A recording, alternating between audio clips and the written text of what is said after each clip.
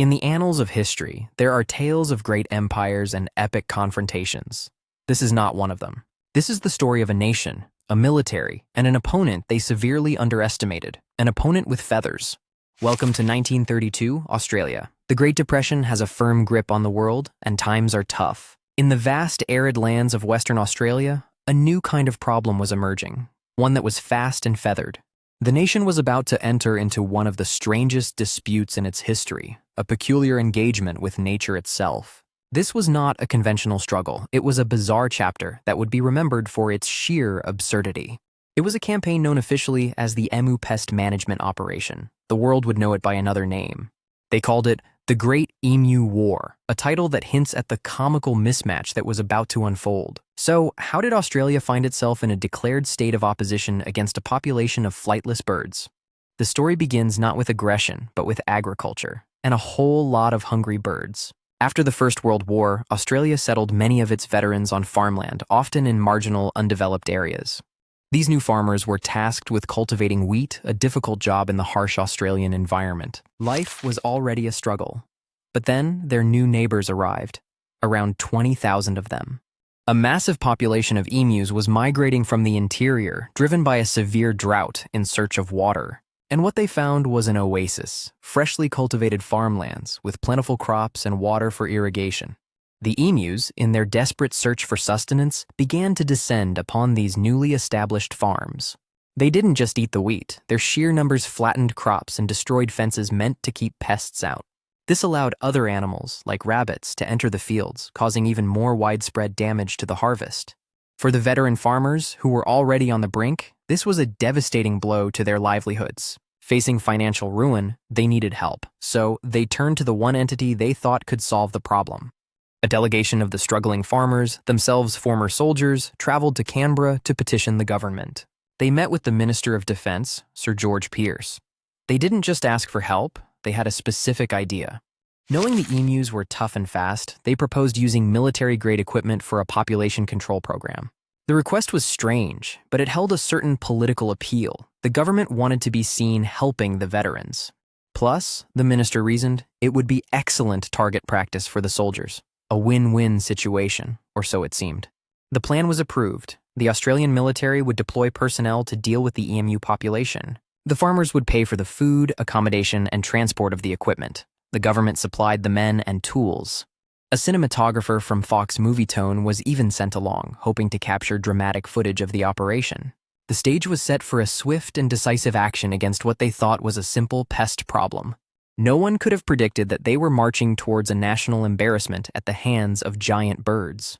The military operation commenced in early November 1932, under the command of Major G.P.W. Meredith. He was a seasoned officer from the 7th Heavy Battery of the Royal Australian Artillery, a serious man for a serious job. His army consisted of himself, 2 soldiers, and a truck. It was a small but supposedly efficient force. Their primary tools for the job were 2 Lewis automatic devices, a type of light machine implement. To ensure they had enough firepower, they were supplied with 10,000 rounds of ammunition. The plan was simple: find a large group of emus, set up the equipment, and open fire to quickly reduce their numbers. Major Meredith was confident. He believed the birds would present an easy target and the operation would be over swiftly. He famously remarked that with these tools, the birds would face the mechanical equivalent of a direct confrontation. The men and their equipment arrived in the Campion district, ready to begin the Great Cull. Unfortunately for them, the emus had not read the script. They were not going to make it easy. The first attempt took place on November 2nd. The soldiers spotted a group of about 50 emus. Local settlers tried to herd the birds into an ambush, hoping to concentrate them for the military men. The soldiers set up their equipment, hidden and waiting for the birds to come within optimal range. However, the emus were far too clever. They kept their distance, splitting into small groups and running in all directions. The men opened fire, but the range was too great, and the targets were too erratic and fast. A second volley was attempted, but the equipment jammed, resulting in a frustrating silence from the operators. By the end of the day, only a dozen or so birds out of the 50 had been successfully managed. The rest had vanished into the bush, completely unharmed and probably quite amused by the spectacle. This was a disastrous start. The military's high-tech solution had been defeated by some very fast, very wary birds. 2 days later, they would try again, hoping for a different outcome. They would not get one. Major Meredith quickly discovered that his opponents were far from the easy targets he had anticipated. He noted in his report that emus could face machine equipment with the invulnerability of tanks. They were incredibly resilient. Even when hit, they would often just get up and run away at high speed. And their speed was a major factor. Emus can run up to 50 kilometers per hour or 30 miles per hour. Their most effective tactic, however, was their complete lack of predictable military discipline. Meredith observed that each flock seemed to have a leader, a large black-plumed bird that would keep watch. While the others ate, this leader would stand guard and upon sensing danger would give a warning call. At the signal, the flock would not panic and run together. Instead, they would scatter in every direction. Meredith lamented, "If we had a military division with the bullet-carrying capacity of these birds, it would face any army." The Australian soldiers were facing a foe that practiced perfect, almost deliberate, guerrilla-style maneuvers. Undeterred, Major Meredith devised a new plan. If they couldn't wait for the birds, they would chase them. The idea was to mount one of the Lewis automatic devices onto their truck, creating a mobile platform. This, they hoped, would allow them to keep up with the fast-running emus and engage them on the move. They found a flock and the chase began. The truck bounced wildly across the rough farmland terrain. The ride was so bumpy that the man operating the equipment couldn't get a steady aim at anything. He was unable to get off a single effective burst, with the ammunition being wasted on the empty landscape. The chaotic pursuit reached its climax when an emu suddenly veered in front of the vehicle. The driver swerved sharply to avoid a collision, losing control of the truck in the process. The truck then plowed through one of the farmer's fences, coming to an abrupt and damaging halt. No birds were harmed in this attempt. The only casualty was the fence and the military's dignity. After nearly a week of comical failures, the story started to leak to the press, and it was pure gold. Newspapers began reporting on the military's inability to overcome a flock of birds. The tone was not flattering. The story reached the Australian Parliament, where it was met with a mixture of disbelief and ridicule. One politician dryly asked if medals would be awarded for this conflict. The chamber erupted in laughter. Another conservationist in Parliament argued that the emus were a protected native species and should be left alone. The public perception was turning this serious military operation into a national running joke. The term the Great Emu War was coined by the media, a sarcastic title that stuck permanently.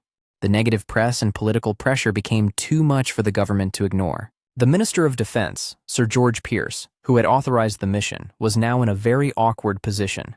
The mission was a public relations disaster. A decision had to be made, and quickly. On the 8th of November, just 6 days after it began, the military operation was officially canceled. Major Meredith and his 2 men were ordered to withdraw from the field of engagement. The Great Emu conflict had ended. The victor was clear, and it wasn't the Australian army. Let's look at the final numbers. The military had expended 2,500 rounds of ammunition. And the number of confirmed birds taken down? Reports vary, but the most generous estimate is around 300. That's roughly 10 rounds of ammunition for every single emu, a stunningly inefficient result. Major Meredith defended his actions, noting the extreme difficulty of the terrain and the birds' uncanny tactics. But the damage was done. The Australian military had been outsmarted, outmaneuvered, and ultimately defeated by birds. The soldiers returned, not as heroes, but as the subjects of a story that would be told for laughs for decades. The emus, however, remained. The problem for the farmers was far from over, and a new solution was needed. Despite the military's withdrawal, the farmers' pleas for help continued. The emus were still running rampant. The government, wary of another public embarrassment, opted for a much simpler, less dramatic solution.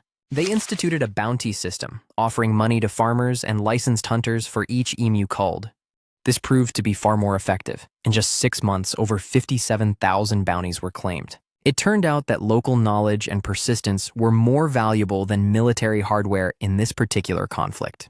The Great Emu War passed into legend, a story told with a uniquely Australian sense of humor. It serves as a humbling reminder that nature is often unpredictable and cannot be easily controlled by force. It's a testament to the resilience of the emu, an animal that has become an iconic symbol of Australia. So, the next time you see an emu, remember the time they took on the Australian military and won. It remains one of history's most bizarre conflicts, and a story that is simply too strange not to be true.